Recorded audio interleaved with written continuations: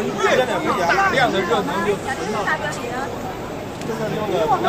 而且它可以从常温一直到550度，这个高温农业550度，这个热能电能全到热能里边了，变成热能用。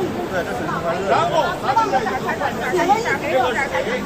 晚上给它插着，第一步电给它插着，哎，然后让它的烧。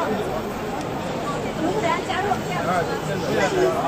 所以说这个就是用1小毫往那个大家伙热量，也就是说它这个能量都存在分子里。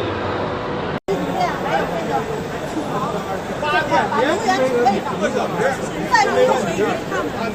对对对，能达到多少度？同样是100度。200